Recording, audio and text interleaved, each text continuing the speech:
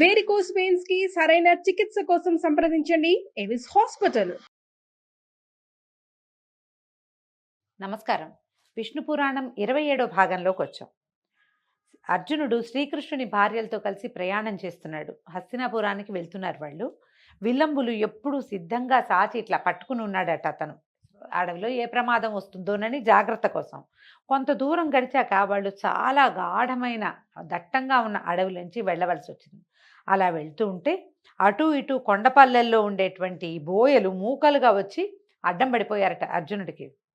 పెద్ద విల్లు వేషం మునపటి కాలం అనుకున్నావా, ఈ ఆడవాళ్ళని ఎత్తుకుపోతున్నావా, ఆగు ఆగు అంటూ ఈ అర్జునుడిని ఆపేసి కృష్ణుని యొక్క కాంతలని తమ వశం చేసుకున్నారట. అర్జునుడు కోపించి గాంధీమ పట్టుకుని ఉంచుకుని ఉన్నాడు. ధనుస్సు రెడీగా ఉంది, భుజాన వెళ్ళాడేసుకోకుండా. ఎక్కుపెట్టకపోయేసరికల్లా ఆ చేతులకి శక్తి లేకుండా అయిపోయేదట. గాంధీవాన్ని ఇట్లా పట్టుకుని లాగాలంటే శక్తే సరిపోలేదట. తరుగులేని బాణాలుండే అమ్ములపది ఆయనకి ఏమిటి అక్షయ తూణీరాలంటారు. తీసిన కొద్దీ వస్తూనే ఉంటాయి ఆ అంబులపదులంచి బాణాలు. ఒకటి లేదట అందులో. అస్త్ర మంత్రాలు ఏదైనా జ్ఞాపకం చేసుకుందంటూ ఎన్ని అస్త్రాలు ఉన్నాయి. ఎన్నో దివ్యాస్త్రాలు కలిగిన వాడు అర్జునుడు. ద్రోణుడే ఎన్నో అస్త్రాలు చెప్తే ఇంద్రుడు ఇచ్చిన ఉన్నాయి, పరమేశ్వరుడు ఇచ్చిన పాశుపతం ఉంది. ఏది ఒక్క మంత్రం కూడా జ్ఞాపకం రాల. అనుకున్నాడు, దుఃఖంతో కుంగిపోయేటట్టు. కృష్ణుడితోటే నా బతుకు గౌరవం అంతా పోయిందా, ఆయన వెళ్ళిపోయాడు, నాది కూడా అయిపోయిందా అని దుఃఖంతో కుంగిపోయాడు. ఆ బోయలు వచ్చిన వాళ్ళంతా ఈ ఆడవాళ్ళని ఎత్తుకుపోయారట. అర్జునుడు ఏమీ చేయలేకపోయాడు. విచారంగా అడవిలో నడుస్తుంటే వ్యాస భగవానుడు ఎదురుపడ్డాడట. అప్పుడు అర్జునుడు దుఃఖంతో ఆయన పాదాల మీద పడి ద్వారకలో జరిగిందంతా చెప్పి, తర్వాత ఈ అడవిలో కిరాతుల వల్ల తనకు ఎట్లాంటి పరాభవం లభించింది, ఎట్లాంటి పరాభవం అని ఎదురైంది, కృష్ణుని యొక్క కాంతల్ని తను ఎట్లా రక్షించలేకపోయాడు, ఎందుకు ఈ వివశత్వము, ఈ చాతకాంతనం నాకు ఎందుకు వచ్చింది అని విలపిస్తూ చిన్నబోయి చెప్పుకున్నాడట. చెప్పుకుంటే వ్యాసుడు అన్నాడు, కాల ప్రభావం అర్జున, పైనున్నవాడు కింద పడతాడు. మధుకైటపులతో పోరి విష్ణువు కింద పడలేదా? సూర్యచంద్రాదులు ఒక్కొక్కనాడు రాహుకేతువులకి చిక్కరా? వృత్రాసునితోటి పోరలేక ఇంద్రుడు అమరావతిని విడిచిపెట్టిపోలేదా? భీష్మునితో కలహించి పరశురాముడంతటి వాడు చేయి మడుచుకోవాల్సి వచ్చింది. భీష్మ ద్రోణాది మహాయోధులు నీ బాణాలకి బలి అయిపోలేదా? వాళ్ళ శక్తియుక్తి లేని వాళ్ళని అనగలమా అర్జున? ఈ శరీరం ఏదో ఒక సమయంలో ఉసురు తప్పి కింద పడవలసిందే. అలాంటి శరీరానికి ఏదో జరిగిందని జరుగుతుందని విచారించద్దు. కృష్ణుని భార్యలకి కిరాతులతోటి పరాభవం లభించింది, దొరికింది, అట్లా జరిగింది, బాధపడదు. మునుపు వాళ్ళకి తగిన బ్రాహ్మణ శాపం యొక్క ఫలితం ఇది. అష్టావక్రుడనే బ్రాహ్మణుడు మేరుగిరి దగ్గరలో ఉండేవాడట. ఒక సరస్సులో ఉండి స్నానం చేస్తూ తపస్సు చేస్తుంటే రంభాదులు అప్సరసలు చాలామంది విలాసయాత్రగా అక్కడికి వచ్చి తమ ఆటపాటలతో అష్టావక్రుని దయకు పాత్రులై అమరపురికి వెళ్ళారట. కొందరు అక్కడే ఉండిపోయి ఏమడిగట, మేము విష్ణుదేవుని భార్యలయ్యేలాగా వరం ఇవ్వాల్సిందని వేడగా వాళ్ళకి వరం ఇచ్చాడట ఆయన. ద్వాపర యుగంలో యదువంశంలో ఆ దేవుడు అవతరిస్తాడు, ఆయన పేరు కృష్ణుడు, మీరు ఆయన భార్యలవుదురుగాక అని వరం ఇచ్చాడట. ఆ మర్నాడు ముని కొలంలో ఉండి స్నానం చేస్తుంటే ఆ చూసిన ఆ కాంతలు ఆయన యొక్క నీరసంగా సన్నగా ఉన్న శరీరం చూసి నవ్వుకున్నారట. ఈయన ఎంత సన్నగా ఉన్నాడు అని. అనేసరికల్లా ఆయనకు కోపం వచ్చి, మీరు కృష్ణుని పరోక్షాన అంటే భగవంతుడు మిమ్మల్ని వదిలేసిన తర్వాత మీరు బోయల చేతుల్లో చెరలో పడుదురుగాక అని శపించాడు. ఆ కాంతలు భయపడి మమ్మల్ని రక్షించు అని కాపాడేసరికి మానభంగం కాక ప్రాణత్యాగం చేసి అమరపురికి వెళ్తురు. కానీ బోయల చేతుల్లో పడిన కృష్ణుని యొక్క కాంతలు ఎవ్వరికీ మానభంగం కాదు, వాళ్ళు ప్రాణాలు వదిలేస్తారు. కానీ వాళ్ళకి ఇది జరగవలసి ఉంది. మరి అష్టావక్రుని శాపం ఊరికే ఎలా పోతుంది? ఆ ముని మాట ఇట్లా జరిగింది, వాళ్ళు ప్రాణాలు విడిచి వెళ్ళిపోయారు, నువ్వేం బాధపడద్దు, కలియుగం ప్రవేశించింది, ఇంకా మీరు ఈ నేల మీద ఉండకూడదు, తపస్సు చేసి పరలోకానికి వెళ్ళిపోవాలి. ఈ మాట ధర్మనందనుడికి కూడా చెప్పమని ఆ వ్యాస మహర్షి వెళ్ళిపోయాడట. అప్పుడు ఈయన ఏం చేశాడు, వజ్రుడితో కలిసి హస్తినాపురానికి వచ్చాడు. అప్పుడు ఈ జరిగిందంతా ఈ కృష్ణుని వృత్తాంతము, కృష్ణ పరమాత్మ ఎట్లా ప్రాణాలు విడిచిపెట్టి వెళ్ళిపోయాడు దుఃఖంతో అర్జునుడు చెప్పిన మాటలైతేనండి విష్ణు పురాణంలో ఎక్కువగా చెప్పట్లేదు, కానీ భారతంలోని మౌసల పర్వంలో కృష్ణుని యొక్క దుఃఖం ఎంత వివరంగా రాస్తారో. మన బంధువు, మన స్నేహితుడు, మన ఆప్తుడు, మన రక్షకుడు, మన ప్రభువు భగవంతుడైన కృష్ణుడు ఏ రకంగా తన శరీరాన్ని విడిచిపెట్టి వెళ్ళిపోయాడు అని నానా విధాలుగా విలపిస్తూ వాళ్ళ అన్నయ్యకి చెప్పుకుంటాడు. వ్యాసుడు తనకేం చెప్పాడో కూడా చెప్పాడట. వెంటనే ఏం చేశాడు, ధర్మరాజు అభిమన్యుని కుమారుడైన పరీక్షితునకు కౌరవ రాజ్యానికి పట్టం కట్టి ద్రౌపది, భీమార్జున, నకుల సహదేవులతో కలిసి తపోవనానికి వెళ్ళాడు అని కృష్ణ చరిత్ర చెప్పగా విని పరమానంద భరితుడైన మైత్రేయుడు పరాశరుడితోటి ఇట్లా అన్నాడట. గురువర్య, నీ దయ వల్ల వాసుదేవునికి సంబంధించిన విషయమంతా విన్నాను. హరిభక్త కలవాడని అయ్యాను. భగవంతుని గురించి తెలుసుకోవటం వల్ల భక్తి పరులవుతాం ఎవరమైనా. ఇక కలియుగ ధర్మాలు, జగత్ప్రళయ లక్షణాలు వినిపించవలసిందని మనవి అని అడగగా పరాశరుడు ఇలా చెప్పాడు. కలియుగ ధర్మం గురించి చెప్తున్నారండి. ఇదే మనకి తెలిసింది. ఇందులో చాలా విషయాలు మనకి తెలుసు, మనం అనుభవించి ఉంటున్నాము, చూస్తున్నాము కూడా. రేపు ఇంకా చూడబోతాం. కలియుగంలో ధర్మం ఒక్క పాదంలోనే నడుస్తుంది కాబట్టి ధర్మానికి నీడ లేదు. కలియుగంలో వైదికాచారాలు, యజ్ఞాలు తప్ప దేవతార్చన, అగ్నిహోత్ర విధి, వివాహయోగ్యమైన దాంపత్య క్రియలు తొలగిపోతాయి. గురు శిష్య వర్తన అవమానకరంగా ఉంటుంది. విష్ణు భక్తి, వేదాంత విషయము, వర్ణాశ్రమ ధర్మాలు ఏహ్యంగా కనపడతాయి. అసహించుకుంటారనమాట జనం. కులహీనులకు కన్యకల్ని వధువులుగా అప్పగిస్తారు. అది ధనాసే ప్రధానంగా జరుగుతుంది. కన్యక స్వతంత్రించి స్వయంవర పద్ధతిని ఆ పని కూడా చేసుకోవచ్చు. ఎందుకంటే కలియుగంలోనే మనకి ఇంటర్ కాస్ట్ మ్యారేజెస్ అవి వచ్చేసినాయి చూడండి. మొదటి కాలంలో స్వయంవరాలు చేసేవాళ్ళు, క్రమంగా ఆశ్రయమైన వివాహాలు అవి వచ్చినాయి. మళ్ళీ ఏం చేశారు, ఈ కన్యాశుల్కం వచ్చింది. ఇప్పుడు వరవిక్రయం జరిగింది కొంతకాలం.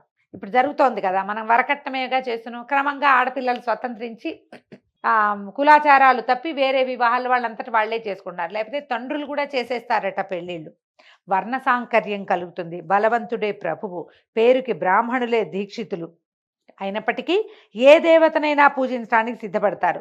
వాళ్ళు చెప్పిందే ప్రాయశ్చిత్త కాండ, వాళ్ళు పలికిందే శాస్త్రం, వాళ్ళ నిర్ణయమే నీతి. ధనం కలిగిన వాడే రాజు, కళ్ళలాడేవాడు, అబద్ధాలు చెప్పేవాడే నేర్పరి, పాప ప్రవర్తనులే భాగ్యవంతులు. కూటి కోసం కులసతులను విడిచి కులమర్యాద పాటించక మగవాళ్ళు కులం తక్కువ వారి కన్యలను పెళ్లాడతారు. ఈ తక్కువ ఎక్కువ అంటే ఆ రోజుల్లో ఉండే విధానాన్ని బట్టి చెప్పారండి. ఇప్పుడు మనం వాటి గురించి మాట్లాడలేం. ఒకటి ఎక్కువ కాదు, ఒకటి తక్కువ కాదు. 4 డబ్బులు వస్తాయంటే కొండంత ఆశతోటి అధమాధముండైనా ఆశ్రయించడానికి అన్ని జాతుల వాళ్ళు సిద్ధమవుతారు. కులానికి, గుణానికి కలియుగంలో మన్నన ఉండదు. స్త్రీలు పతిభక్తి లేని వారే తమ ఇచ్చ వచ్చినట్టు ప్రవర్తిస్తారు.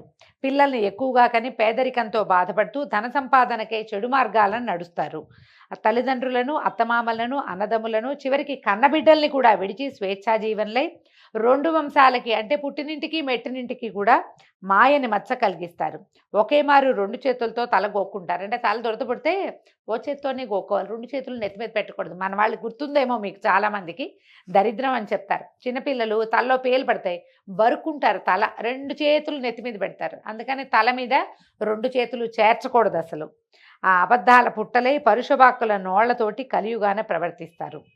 బ్రాహ్మణులు స్నానము, సంధ్యా జపము, వేదపాఠము విడిచి దురాచార పరులై కులజాతి ధర్మాలని ఒల్లక నీచంగా ప్రవర్తిస్తారు. పరిపాలకులు అన్యాయ ప్రవర్తన వల్ల వానలు కురవవు. ఆ విధంగా పంటలు కూడా తగ్గిపోతాయి. వైశ్యులు లాభం కోసం వర్తకం చేయటమే కానీ పరులకు తోడ్పడడానికి కాదు. ఇదివరకటి కాలంలో అలా ఉండేది కాదండి. ద్వాపరం దాకా వైశ్యుల వర్తకము ప్రజలకి సహకరించడం కోసం అన్నట్టుగానే ఉండేదట. కలియుగంలో అది కాదు, ఎవరి బిజినెస్ వాళ్ళదన్నమాట. మిగిలిన జాతుల వాళ్ళు పై జాతుల వారికి వేదశాస్త్ర ధర్మాలు బోధించే గురువులు అవుతారు. ధనకాంక్షతో జనులు అన్ని జాతుల వాళ్ళని ఆశ్రయిస్తారు. తల్లిదండ్రుల యందు భక్తి లేక కుమారులు అత్తవారి గుమ్మాలలో అల్లలాడుతూ ఉంటారు. వాళ్ళ అత్తవారి ప్రాపకం కోసం అత్తారిళ్లలో చేరతారు. కలియుగం చివర కాంత 5-6 ఏళ్లకే కొడుకుని కన్న తల్లి అవుతుంది. కలియుగం చివరిలో అంటే 5-6 ఏళ్లకే పిల్లలు పుట్టేస్తారట. మనం ఇప్పుడు చూస్తున్నాం 14-13 ఏళ్లకి పెద్దవాళ్ళ అవ్వాల్సిన ఆడపిల్లలు 7-8 ఏళ్లకే అయిపోతున్నారు. కొంతకాలానికి తల్లులు కూడా అవుతారని చెప్తున్నారు. 12 సంవత్సరాలకే ముసలిదయ్యి 20 ఏళ్ళు నిండగానే మరణిస్తుంది. అంటే లైఫ్ స్పాన్ తగ్గిపోతుందని చెప్తున్నారు అంతే. పురుషుడు కూడా 20 ఏళ్లకే పైలోకాలకు వెళ్ళిపోతాడు. వేదశాస్త్రాలు రూపుమాసిపోతాయి. పాషండ మతం తెగ పెరుగుతుంది. ఆదిదేవుడైన హరిని సేవించక అల్పదైవాలని ఆరాధిస్తూ ఉంటారు. అన్ని జాతుల వాళ్ళు అన్ని జాతుల్లాగాను ఏ జాతికి ప్రత్యేకమైన ప్రవర్తన ఉండదు. అన్ని విద్యలకి ఆధారము అన్ని జాతుల వాళ్ళకి అన్ని. ఇదివరకు ఏంటంటే ఈ జాతికి ఈ విద్య అని ఒక నియమం ఉండేది. ఇప్పుడు అట్లా ఉండదట. మ్లేచ్చులు పరిపాలకులు అవుతారు. పుణ్యాత్ముడికి అచిరకాలంలో యమదర్శనం అవుతుంది. తొందరగా చనిపోతారట. పాపకర్ముడు పాపి చిరాయువు అంటారు మన వాళ్ళు. పుణ్యాత్ములేమో తొందరగా పోతారు, పాపాత్ములేమో చిరకాలం జీవిస్తారు. అల్పబుద్ధి అలాగే అల్పమైన ఐశ్వర్యం తప్ప మంచి బుద్ధి, నిండుగా ఐశ్వర్యము ఉండవు. అయితే చెప్పవలసినటువంటి విశిష్టమైన వార్త ఏంటంటే, కృతయుగాదుల్లో ఎంతో ప్రయత్నిస్తే గానీ మేలు కలగదు. కలియుగంలో అది సులభంగా కలుగుతుందట. ఆ కలియుగంలో సులభంగా మేలు కలుగుతుంది. దీనికి ఒక కథ చెప్తారట. ఏమని చెప్తున్నారు, ఒక పూట మునులంతా కూడి తక్కువగా ధర్మక్రియలు ఎక్కువగా ఫలితము ఎట్లా సాధ్యమవుతుంది అని చర్చించారట. వాళ్ళకి సమాధానం దొరకలేదట. పదండి వ్యాస భగవానుని అడగచ్చని బయలుదేరి వెళ్ళారు. గంగానది దగ్గరికి వెళ్ళారట. ఆ సమయంలో గంగానదిలో స్నానం చేస్తున్నారు. పరాశరుని కుమారులు కదా ఈయన వ్యాసులు. పరాశరుల వారు చెప్తున్నారు, మా కుమారుడు గంగలో స్నానం చేస్తున్నాడు. మునులంతా ఏం చేశారు, గట్టు మీద ఉన్న చెట్ల నీడల్లో కూర్చున్నారట.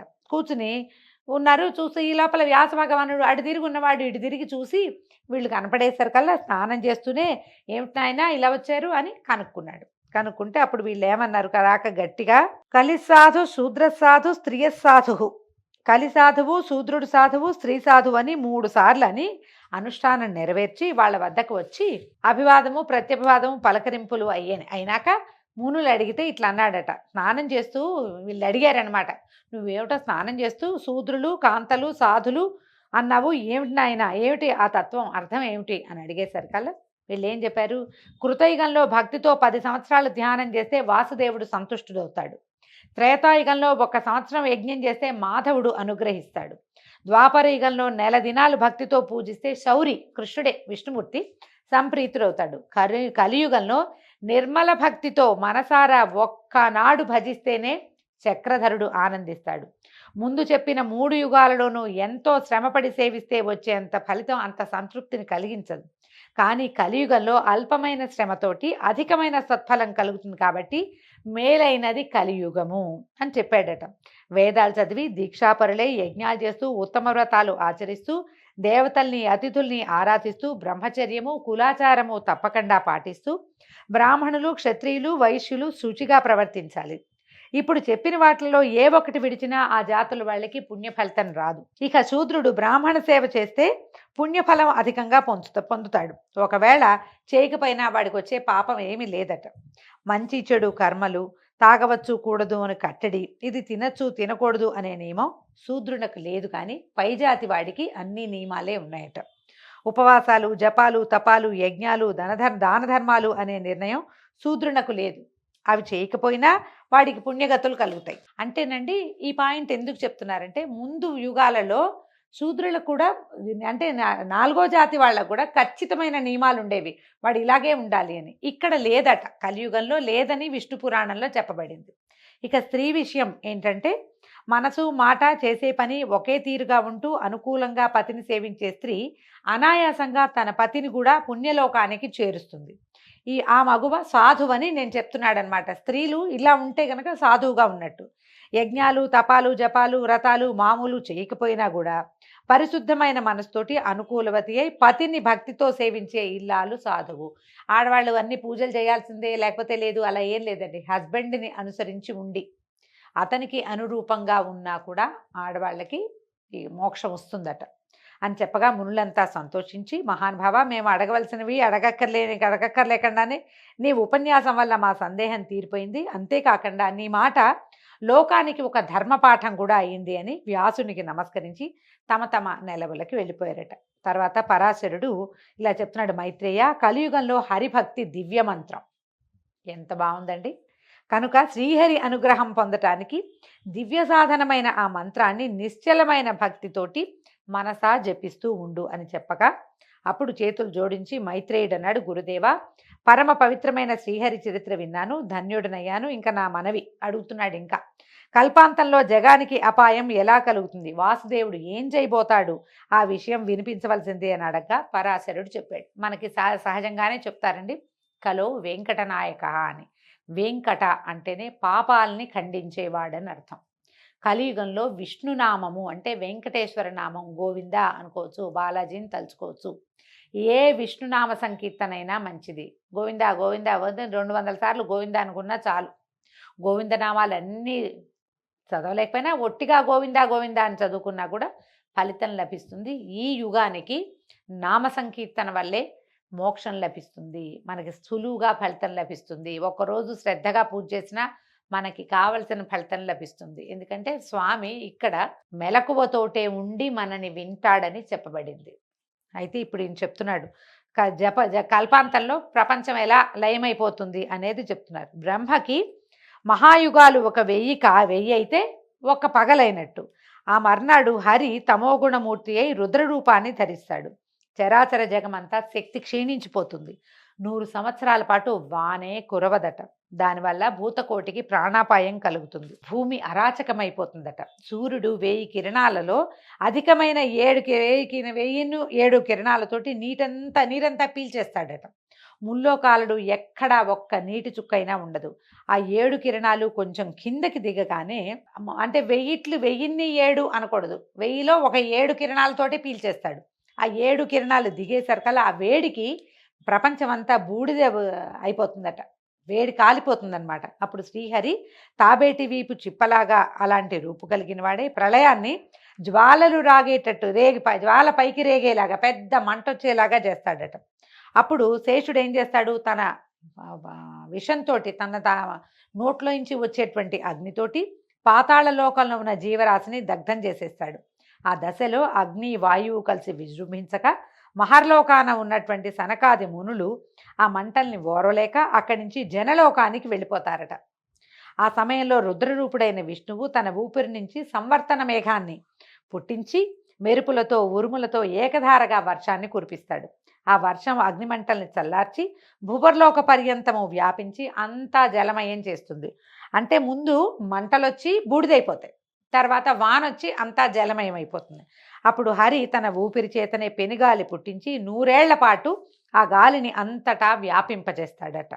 తర్వాత హరి ఆ వాయువును తనలోకే తీసుకుని శేషసాయి అయి 1000 యుగాలు యోగ నిద్రలో ఉంటాడు. అలా ఉండగా సనక సనందనాదులు వచ్చి ఆ దేవుని వాసుదేవతత్వాన్ని కీర్తించగా ఆ రాత్రి గడిచిన తర్వాత మర్నాడు మేల్కొంటాడు. రాజసమూర్తి అయి బ్రహ్మరూపాన ఉండి ప్రజా సృష్టి చేస్తాడు. మైత్రేయ, దీనికి నైమిత్తిక ప్రళయం అని సంజ్ఞ. దీని పేరు అది, నైమిత్తిక ప్రళయము అని. ఇక ప్రాకృత ప్రళయం గురించి చెప్తారు. ఒకప్పుడు మా తాత, అంటే వశిష్ఠుడు చెప్పినటువంటిది అనమాట. మా తాత లోకాల తాత ముఖత, అంటే వశిష్ఠుల వారికి బ్రహ్మదేవులు చెప్పిన విషయం అట ఇది. మునుపు చెప్పిన నైమిత్తిక ప్రళయం లాగానే 100 సంవత్సరాలు వాన కురవదు, లోకాలకి మహోపద్రవం జరుగుతుందని వేరే చెప్పక్కర్లేదు. ఆ దశలో పంచమహాభూతాలకు సంబంధించిన గుణాలు ఒకదాంట్లో ఒకటి కలిసిపోయి, అంటే పృథివీ తేజో వాయువు ఆకాశాలు వరుసగా ఒకదాని నుంచి ఒకటి పుట్టినాయి కదా, కింద నుంచి ఒకటి దాంట్లోకి లీనమైపోతాయట. చివరికి అన్నీ మహత్తులోకి వెళ్ళి కలిసిపోతాయి. బుద్ధికి ఆధారమే మహత్తు. ఆ మహత్తుతో సహా ప్రళయం సంభవించి అన్నీ సముద్రంలో కలుస్తాయట.